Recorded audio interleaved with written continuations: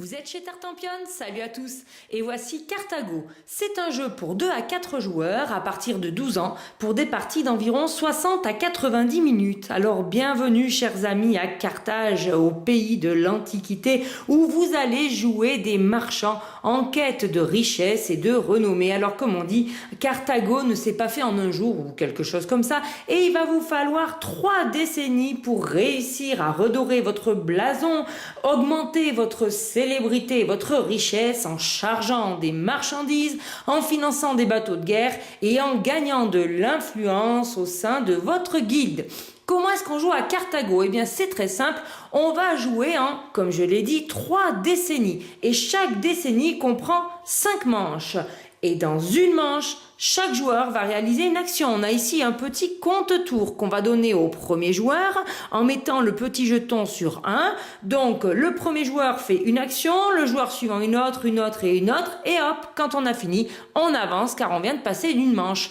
On fait comme ceci de manche en manche et quand on a fini la 5e manche, à ce moment-là, on avance d'un cran le jeton décennie et on attaque une nouvelle décennie. C'est aussi simple que ça. Quand votre tour de jeu arrive, vous avez le choix entre 2 possibilités. Ou vous réalisez une action, ou vous passez. Alors passer, c'est très simple. On ne fait rien et on pioche juste une carte commerce qu'on rajoute à sa main. En revanche, vous allez avoir plus de choses à faire avec les actions. Je vous les présente tout de suite. Pour réaliser une action, vous devez placer votre disque action sur l'action choisie. Si je décide de faire l'action marché, je m'installe ici. Alors, je vais devoir payer une carte, soit avec les cartes de base que l'on m'a données, donc par exemple ici pour le joueur noir, une de ces cartes-là, et si je veux faire l'action marché, je vais devoir dépenser la carte avec l'icône qui représente le marché et la poser à gauche de ma résidence. Mais j'aurais très bien pu utiliser une des cartes commerce que j'ai reçues en début de partie avec la même icône et la placer ici. Alors ça peut me coûter un peu plus cher. Par exemple, s'il y a d'autres disques présents sur cette case-là, là je vais devoir payer une carte supplémentaire. Pas forcément à l'effigie de l'action choisie, mais je devrais payer quand même une carte de plus et puis même 2 éventuellement s'il y a d'autres joueurs. Quand je décide de faire cette action-là, au tour suivant, je ne suis pas obligé de changer d'action, je peux faire la même. Et en fonction du nombre de pions, je paierai le bon nombre de cartes. Et quand on paye des cartes supplémentaires parce qu'il y a déjà d'autres jetons, eh bien on doit les mettre à droite de votre plateau de résidence. Ces cartes-là, vous les récupérerez à la fin de la décennie.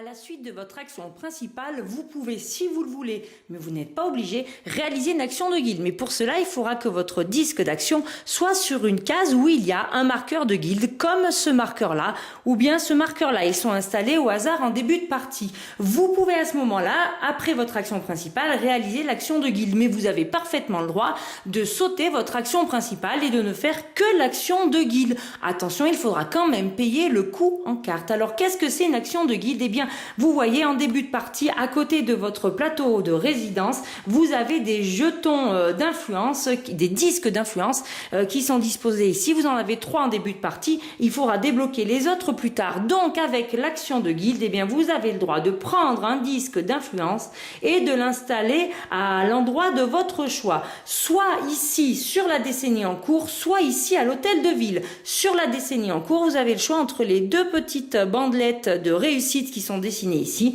et vous devrez payer le coût de l'endroit où vous voulez placer votre disque. Attention, les places sont limitées. Donc par exemple ici, à 4 joueurs, eh bien il n'y a que 3 emplacements. Si vous êtes le premier à vous installer, eh bien vous choisissez, vous vous mettez, à mon avis, vous vous mettrez à l'endroit où ça vous coûte le moins cher, c'est-à-dire à 2. Donc soit ici, soit ici. Donc admettons, je me mets à 2 ici, je dois payer le coût avec une carte commerce. Alors ou le coût exact ou le coût légèrement supérieur, c'est vous qui voyez, faites gaffe, on vous rend pas la monnaie. Vous défaussez votre carte commerce et vous êtes installé ici, uniquement pour cette décennie-là. Les autres, il faudra attendre que le marqueur de décennie avance.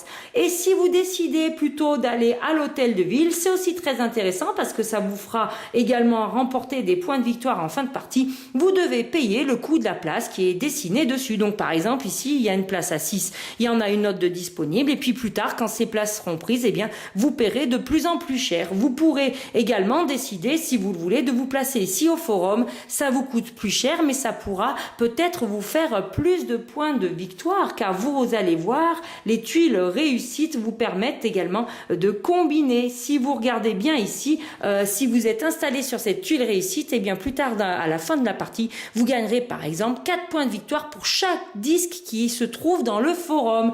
Donc c'est essentiellement avec ces deux grands axes-là que vous pourrez remporter des points de victoire. Il va bien falloir les surveiller pendant toute la partie.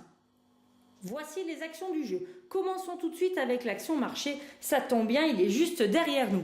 Alors, vous pouvez prendre une carte soit proposée au marché, soit la première face cachée de la pile. Si vous choisissez une carte qui est dans le marché, vous l'ajoutez à votre main et vous devez la remplacer immédiatement. Et maintenant, vous pouvez, si vous le voulez, échanger une carte de votre main avec une des 5 présentes. Et vous pouvez tout à fait rendre celle que vous venez de prendre. Ça vous permet de faire tourner vos cartes de commerce. Attention, les cartes de commerce, mais pas les cartes de base. Et puis l'action marché est aussi fort utile pour réactiver un bateau qui avait déjà été utilisé quand vous gagnerez des bateaux plus tard dans la partie.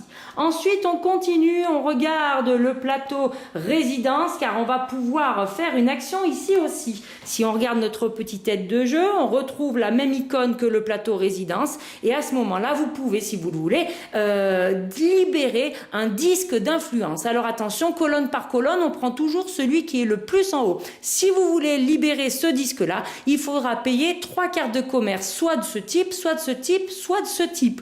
Ou bien, si vous voulez libérer ce disque-là, il faudra payer 2 cartes avec des sapins. Ou bien, si vous voulez libérer ce disque-là, il faudra utiliser 2 icônes bijoux. C'est vous qui décidez de ce que vous faites. Et ensuite, vous avez l'action quai de commerce. Alors, vous voyez, on va retrouver le petit symbole avec le sac ici. Et pour cela, on va aller au port de commerce. Alors, il y a 2 zones portuaire dans Carthago. Vous avez ici tout le port de commerce qui est plus ou moins grand selon le nombre de joueurs et à droite vous avez le port avec les bateaux de guerre à bien différencier l'un de l'autre. Alors justement quand on fait l'action quai de commerce, eh bien on prend à côté de son plateau un disque d'influence libre disponible et on le place ici sur une des emplacements s'il y a l'endroit où vous pouvez vous installer. Vous pouvez avoir parfaitement plusieurs disques à votre couleur, mais vous n'avez pas le droit d'utiliser tous les emplacements. Ensuite, on continue avec l'action quai des bateaux de guerre.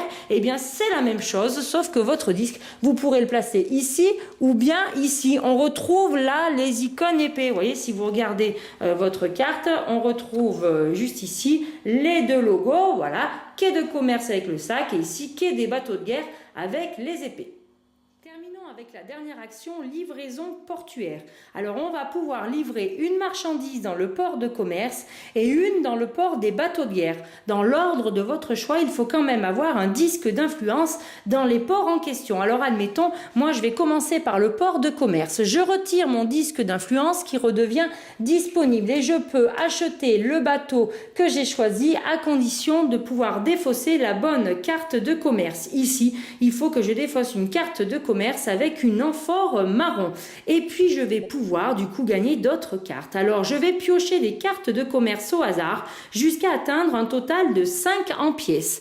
Alors je pioche la première, vous voyez j'ai 2, je continue, j'ai 2, de plus de 4, ça n'est pas assez, je dois au moins piocher une carte supplémentaire. Et bien voilà, le montant est atteint, et bien toutes ces cartes de commerce que j'ai piochées, je les rajoute à ma main, je les ai gagnées. J'ai également gagné ce bateau avec son action principale qui est disponible dès maintenant. Je n'oublie pas bien sûr de compléter le port, de faire circuler comme ça les bateaux car un port de commerce doit toujours rester actif et je vais pouvoir maintenant partir en guerre. Je me retourne vers le port de guerre.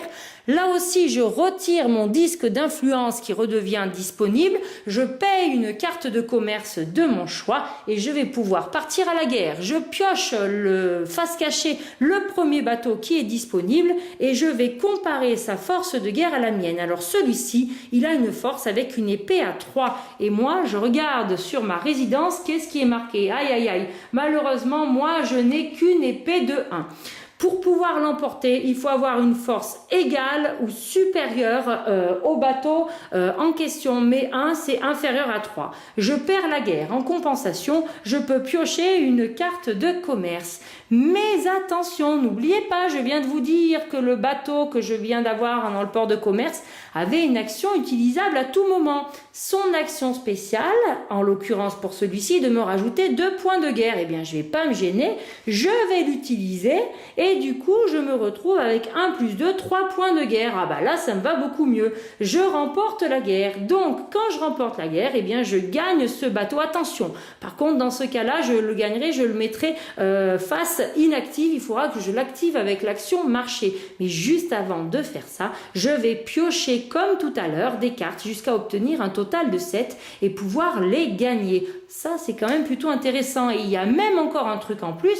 Peu importe là qu'on ait réussi ou perdu la guerre, le jeton d'influence qu'on a récupéré du bateau de guerre, eh bien, on va pouvoir l'utiliser si on veut en l'installant sur une des tuiles correspondant à la décennie, une tuile réussite, en payant quand même malgré tout le coût nécessaire. Ça sera à vous. Lorsque vous avez réalisé vos 5 manches, à ce moment-là, on change de décennie et l'aide est bien utile. À ce moment-là, qu'est-ce qu'on fait? Eh bien, on déplace le marqueur de décennie d'un cran. Ensuite, on replace le marqueur de manche qui était à la position 5 sur la position 1, on redémarre pour une nouvelle décennie. On nettoie le marché, on le réapprovisionne. On a maintenant ces 2 nouvelles tuiles réussites qui sont disponibles. On va déplacer les bateaux. Alors dans l'aide de jeu, c'est moins résumé que ça, c'est expliqué beaucoup plus en détail, hein, vous inquiétez pas. Vous choisissez le premier joueur, vous reprenez les cartes en main qui étaient posées à côté de votre plateau résidence.